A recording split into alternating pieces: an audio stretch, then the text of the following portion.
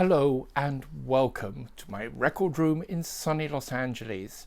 Today, no surprise here, few days before the coronation of King Charles III, I'm going to talk to you about some absolutely fantastic records and a few CDs about royal music written down through the centuries. Now, as I mentioned in my earlier video, I have been writing for Michael Fremer's new site, trackingangle.com, and they just published two huge articles on this topic. That is really the best place to go to get into the real detail of these albums, but I thought it would be fun just to show these and talk about them a little bit off the cuff. I'm probably going to repeat a lot of what was in the articles, but for those of you who are not necessarily so much into reading, I hope this will provide you with some interesting ideas for records to hunt down.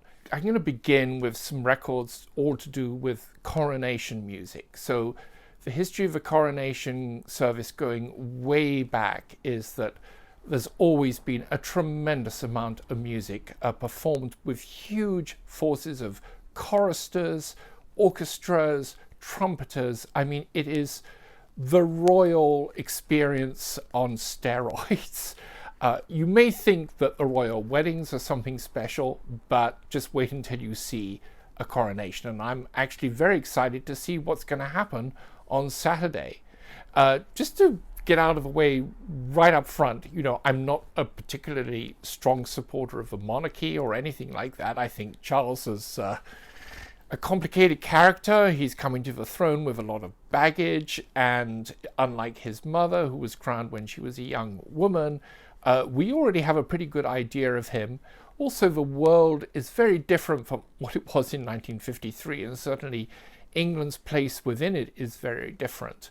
So I don't know what's going to happen to the monarchy over the next decade or two. It's going to be very interesting to see, but I do love a parade. I do love the spectacle of the whole thing. And like I said, if you're only going to measure it against royal weddings, this is a whole other deal. The service itself, which takes place in Westminster Abbey, is this moment where a mere mortal is elevated to kingship or queenship and is essentially the representative of the Church of England on earth. So it has a very strong religious element to it. Now, in my article, I go into some detail discussing the history of the Church of England and why it is the way it is, and why religion and Christian liturgy are such a strong part of the coronation service. And you can read that to get a good sense of that. Suffice it to say that religion, scripture, etc., is an indelible part of the coronation and has been for centuries. Really, the place to begin if you're interested in the coronation service is this extraordinary 2-CD set that came out, I think it was like around 2018, 2019. This is called An English Coronation from 1902 to 1953. And on this, Paul McCreish, who was one of the leading lights in the period instrument movement, what he did was he decided to recreate the coronation service with a range of the music that was written for it over many centuries. So we've got, you know, the big hit pieces like Handel's Zadok the Priest, which has been performed at every single coronation since it was first written for King George the First, was it?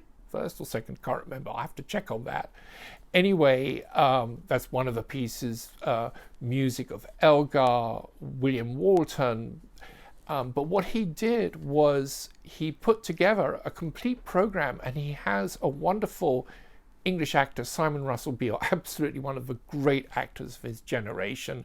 American viewers are not so familiar with him because he works mainly in the theatre, but he does pop up in wonderful cameo parts in shows. In particular, I will mention Penny Dreadful, wonderful sort of gothic horror series, and he played this fantastically sort of effete-affected Egyptologist, I think they go to get advice about casting out the devil. Anyway, Simon Russell Beale reads the text that would be normally read by the Archbishop of Canterbury, and then set within that is all this incredible music.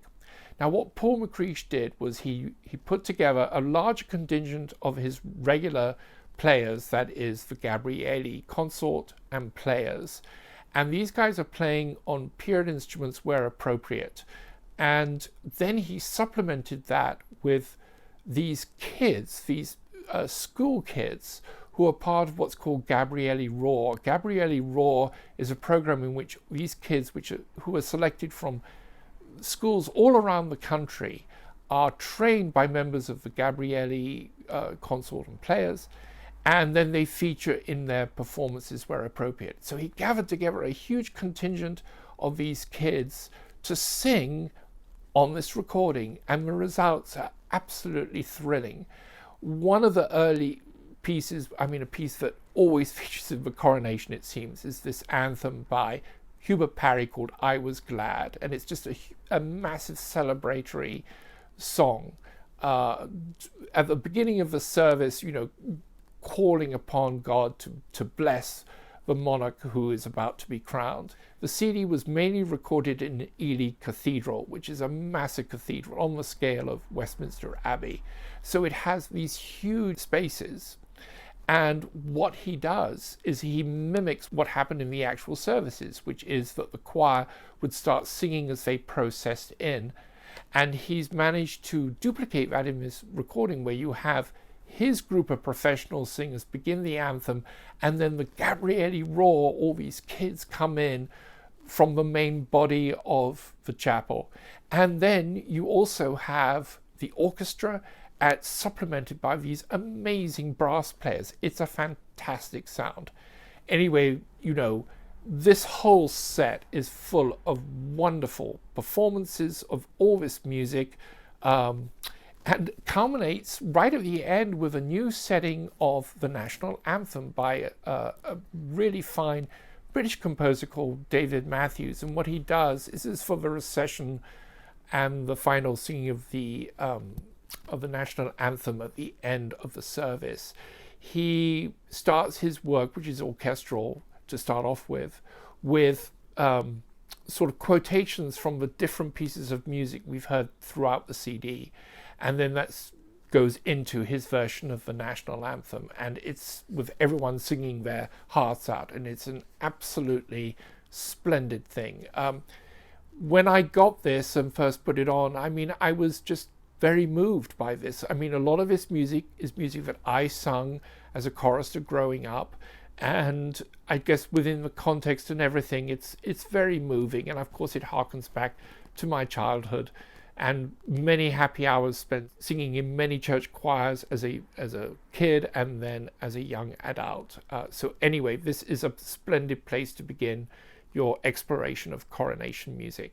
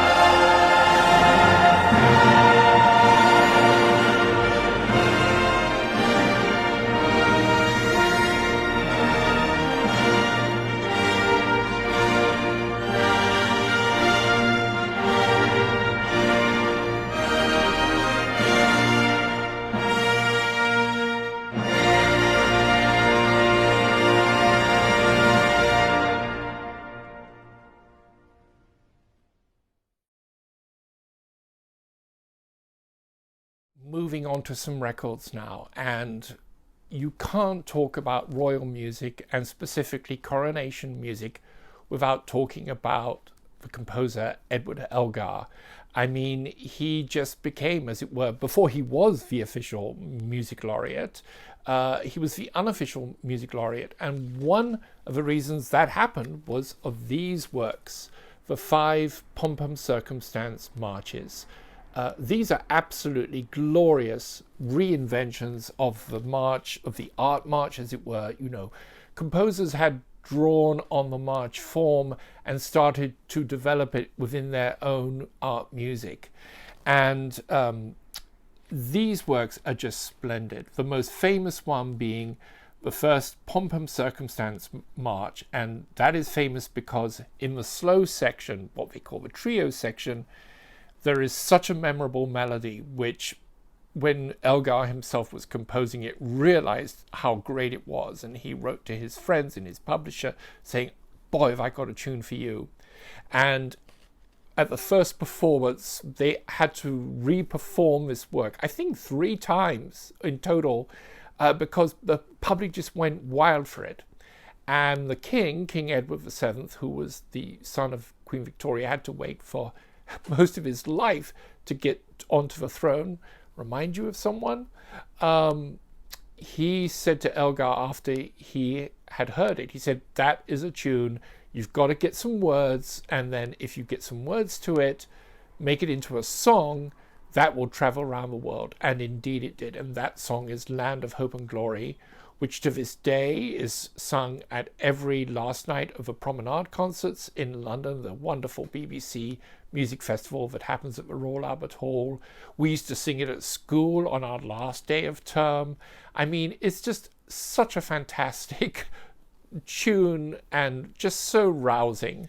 This record by Adrian Bolt includes all 5 of the marches, and they're so good you can listen to them as an entity. They don't begin to pall. We've got a couple of other rarer Elgar marches, the Imperial March and the Empire March, and then 2 marches by William Walton. So William Walton basically inherited the mantle of Elgar as the music laureate for these occasions. And he composed Crown Imperial for the crowning of Elizabeth's father, George VI, and then he wrote Auburn Scepter for Elizabeth's own coronation in 1953. Another wonderful recording of these marches is by Sir George Solti with, like the Bolt, the London Philharmonic Orchestra. He's got different couplings here. This has got the Overture to Cockaigne and Elgar's arrangement of the national anthem. Cockaigne is an absolutely splendid piece, a musical portrait of London. Now, both of these records were recorded in Kingsway Hall in the same year. And it's really interesting to compare them because you kind of get in a nutshell the difference of philosophy between these 2 labels, EMI and Decca.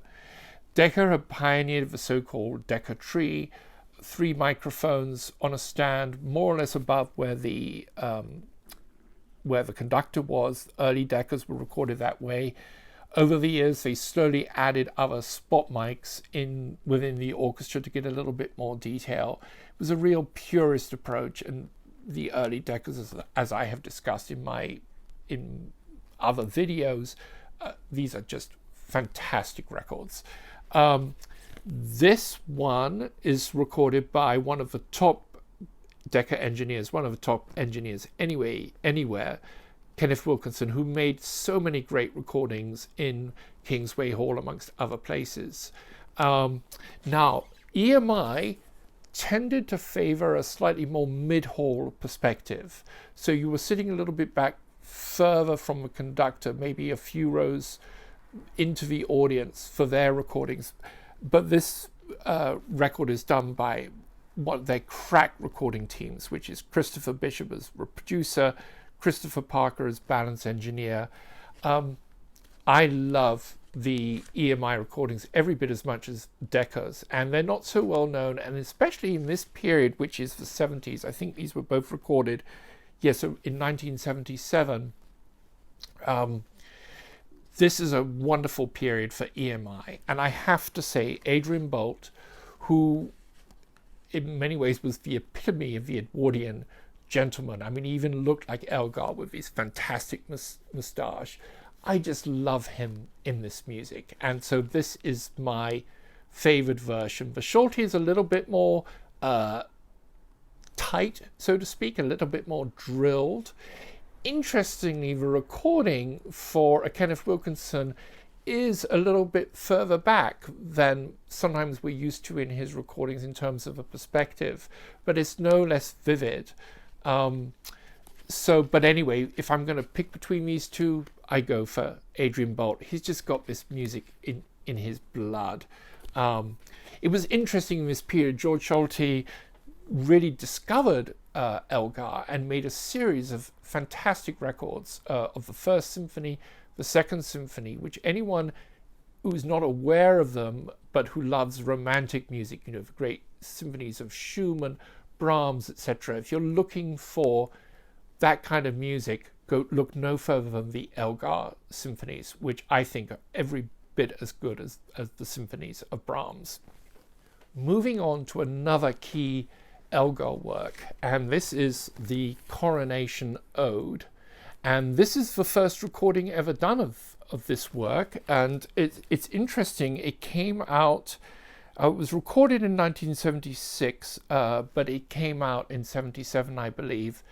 Interestingly, this is one of the very first recordings by Chandos, which went on to become its own independent label, a wonderful label, and they have recorded a ton of fantastic English music.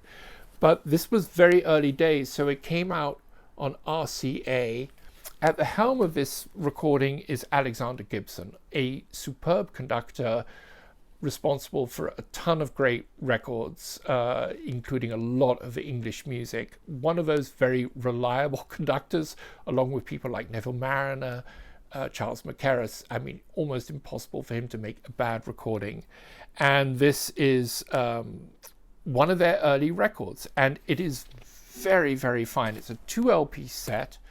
It's coupled with The Spirit of England, which is a later work by Elgar, written in the depths of the First World War, and it's really Elgar reflecting, you know, the shock of the reality of that war, which was so brutal, the first truly modern mechanized war. It's a wonderful piece, also getting its first performance here. And this is a really excellent set, very, very good sound. And this pressing, which I think is an English pressing, is dead quiet, which is not always the case with RCA records of this period.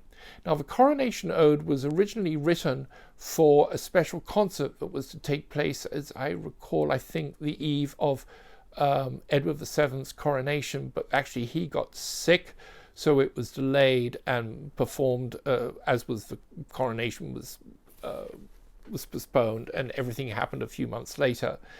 The Coronation Ode, with words by the gentleman who wrote the words to Land of Hope and Glory, is just a series of paeans to the monarchy. The first movement is Crown the King, the second movement the Queen, then Daughter of Ancient Kings, Britain, ask of thyself, hark upon thy hallowed air, only let the heart be pure, peace, perfect peace, ending with Land of Hope and Glory. So this piece was written in 1902, and yet even at that time, because Britain had just was coming out of the Boer War, a very vicious war that happened in South Africa, and which gave a glimpse of, you know, the impact of new mechanical devices for killing people, like the machine gun.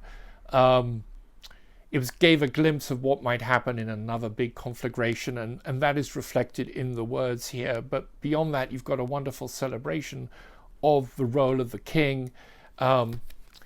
This, if it was just only this recording, you'd be very happy with this. However, there exists another recording, this one, and this is a genuine audiophile record. And in fact, this copy I have here is a reissue done by the Alto label. This was one of these labels in existence sort of in the early days of reissuing vinyl in AAA, you know, all analog mastering, production, etc., from the master tapes. This was one of the records they did. All the alto reissues are excellent. I've got quite a few of them. Not that there are a lot of them, but they're really, really good. And this just blows your socks off. And we've got here the choir of King's College, Cambridge, great chapel choir. We've got the young voices of university students from Cambridge University Musical Society. We've got the New Philharmonia Orchestra and the band of the Royal Military School of Music at Kneller Hall, all conducted by Philip Ledger, who was the music director of King's at the time, succeeded David Wilcox. And the sound on this, again by Christopher Bishop, Christopher Parker, is just unbelievable. I re-listened to this in preparation for the article and I was just blown away. I mean, you've got the trumpet fanfares, you've got the choir, you've got the deep organ pedals. I mean, it's just spectacular, and all the more remarkable because they recorded in the chapel at King's College, which is a huge space, huge reverberation time, notoriously difficult to record in, and yet they succeeded. And whereas that earlier recording is more a conventional, I would say, large oratorio, choral performance, excellent, very well done. There's just something about this with these young people's voices, the space. It's wonderful. It also has the Parry, I Was Glad When They Said Unto Me, anthem, again with the extra brass. I actually had the experience as a young chorister of singing this with the extra brass, and it was such a thrill, just tremendous. The soprano here, Felicity Lott, oh my God, early in her career, just fantastic. If you can find this alto pressing, go for it. It may cost you a bit of money. It's worth every penny, but you can also go for the original postage stamp pressing on EMI, and you get a sense of what that looks like. There we go. That's the postage stamp, typical of their 70s records. It's a first-rate piece of music and a wonderful recording. And that's actually one of the points I wanted to make, is that all of this music, which was written for royal occasions or associated with royal occasions, often this music you think, oh, it's not going to be very good. This is all top composers, top of their game, writing music of which you make no allowances for. It's just fantastic stuff. Okay, the next work, next record, another audiophile classic, not available reissued, but these original pressings sound fantastic. And that is the Walton Te Deum and Gloria. Now, the Te Deum, sometimes referred to as the Coronation Te Deum, was the last piece of music heard at the end of Elizabeth II's coronation, and it is sensational. I mean, basically, he works on the Elgarian model. It's these explosions of brass, orchestra, organ, and the choir, antiphonally playing. I mean, it's just thrilling. Now, this recording is one of a whole series of excellent, excellent records which you should seek out. They were made by the French conductor Louis Frémaux when he was the music director of all places, the City of Birmingham Symphony Orchestra, a regional orchestra. Now, you may be more familiar with that orchestra from later recordings under Simon Rattle. Simon Rattle, when he took over the orchestra, he made this wonderful comment that Frémaux had built this orchestra into the best French orchestra in the world, and he was not joking. Frémaux is a superb conductor, and he gets right into the detail.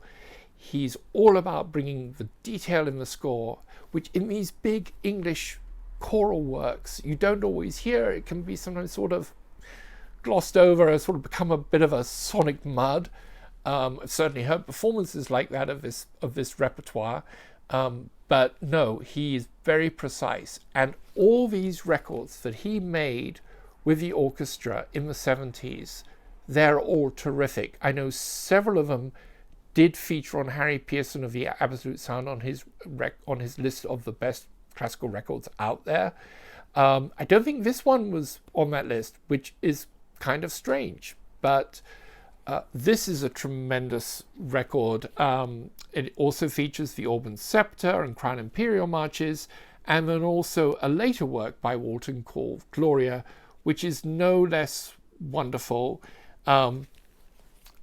Look for this, seek it out. Any of the Fremo records. You can also get a really good CD box set of all the recordings he made with the Birmingham Symphony Orchestra. The sound on that is really good too. I have it just to fill in some spots of records I haven't got yet, but highly, highly recommended. There's also a recording of the Walton Coronation Te Deum by, again, Schulte in his period of discovering English music. And it's coupled with an excellent recording of Belshazzar's Feast, done with the London Philharmonic Orchestra. I forgot to mention that earlier. The London Philharmonic Orchestra is my favorite of the 5 major London orchestras. It has this rather richer sound than the other ones, and it's perfect in this kind of music. And another reason why I love the Bolt and Schulte recordings is they're all recording with the London Philharmonic. And that recording of Belshazzar's Feast, which, if you don't know it, is an extraordinary piece. It's about 40 minutes long. I actually sang it at school. Fiendishly difficult.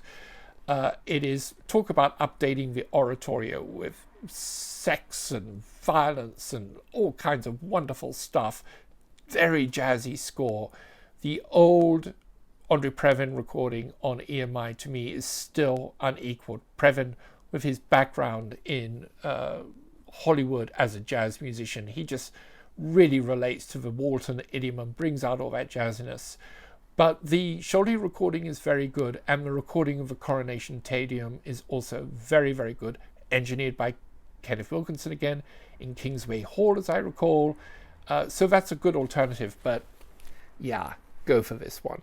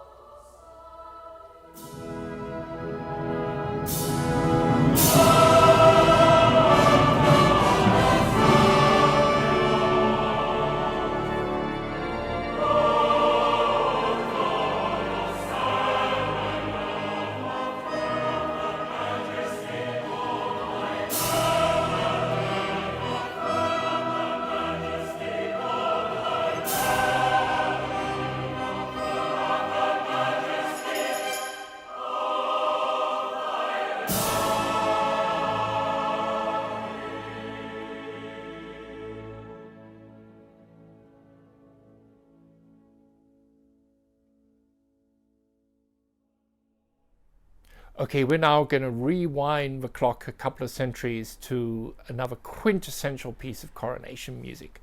That is Handel's anthem Zadok the Priest, which is part of these 4 coronation anthems. These were written for the coronation of King George II in 1727, and Zadok the Priest has been performed at every coronation since, and will be performed on Saturday at Charles's coronation. Now, what you've got to understand about Handel, first thing is that, I mean, he wrote all this music, some of which I'm going to talk about later, which we associate so much with England, you know, the water music, the fireworks music. He was German. And the thing about him with these works in particular, you really get a sense of it, is that he had studied opera in Italy before moving to England, and he was a man of the theatre. His career was built on a lifetime of writing operas, oratorios, but he understood theatre, and he understood dramatic, getting something dramatic into the music, you know, that there was drama in these texts, and nowhere is that clearer than in Zadok the Priest. It starts off with this long, slow building string introduction with these rippling figures, and it builds and it builds and it builds until the moment where the choir comes in with this proclamation, Zadok the Priest. And when they come in, the trumpets and the drums come in, and it is such a thrill. No wonder it's featured at every coronation. It happens fairly early on in the service. Now, when I was a young chorister, probably around 10 or 11, the choir that I was in joined a series of other London choirs, and we all went to St. Paul's Cathedral, and we performed Zadok the Priest as part of this big concert. There must have been hundreds of kids and young singers doing this in St. Paul's Cathedral, which is even bigger than Westminster Abbey, and it was such a thrill.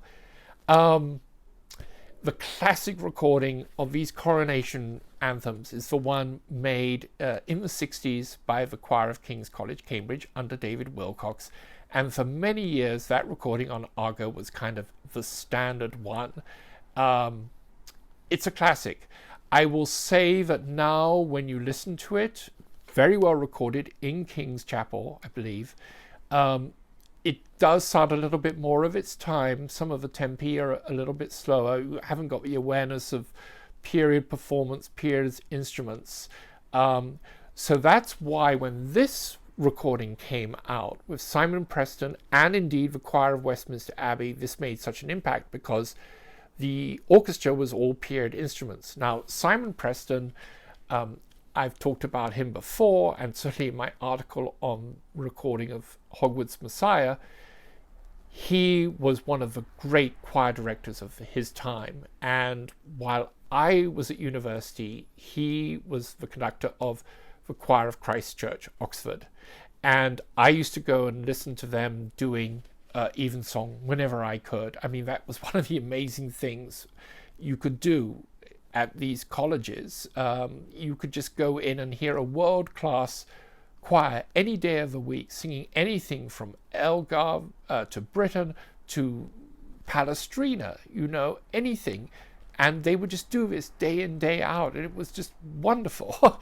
Anyway, he built the Choir of Christ Church into a formidable ensemble, as you can hear on that classic recording of Messiah by Hogwood. And he had recently left, gone to Westminster Abbey Choir, which was not in the best shape at that time, I believe. And this was one of their first recordings, if not their first recording, with the period instruments of the English concert. That was Trevor Pinnock's group, although many of the same players also played in Chris Hogwood's Academy of Ancient Music and John Eliot Gardner's Monteverdi Orchestra, you know. So it was all the same musicians, a few of whom I studied with at that time because I was playing early instruments. Anyway, I love this record. It's on a smaller scale, but I just love the period instruments. The tempi move along much better. A good example of that is the anthem which is written for the Queen, My Heart is Inditing, which is a gentler anthem, a really lovely piece, gentler than the other pieces. And on vinyl, this is the recording I think I would most highly recommend. On CD, there is a later recording by Kings done by Stephen Cleobury with the Academy of Ancient Music on piano instruments. It dates from the early 2000s, and I've always really liked that performance. It's the one I tend to put on if I'm listening to a CD. And interestingly, just a few days ago on BBC Radio 3's Building a Library, on their weekly show on Saturdays called Record Review, their wonderful reviewer of this kind of music, Simon Hayes, picked that recording as his preferred recording, and I couldn't agree with him more. I think it's a wonderful recording and a definite alternative to this record. This is early Deutsche Grammophon digital recording, but I actually really like these recordings of the English concert, Trevor Pinnock, Simon Preston. This is early digital engineering, but it's good. And you don't really have to make too much allowances. Do I wish it was an analog recording? Absolutely. But it's very, very good, and I can highly recommend this. Of Handel's setting of the great anthem, Zadok the Priest. In the middle of this anthem, the Queen will prepare herself for her anointing, the act which began with the invocation of the Holy Spirit. This is a most sacred part of the service, for it is the Queen's hallowing. Not until she has been anointed, as Solomon was anointed by Zadok, can she be crowned. During the anthem, she will be divested of her crimson robe of state and all her jewels, and will put on a simple white linen garment. In this garment of white, in such contrast to the splendors about her, she will move for the first time to King Edward's chair.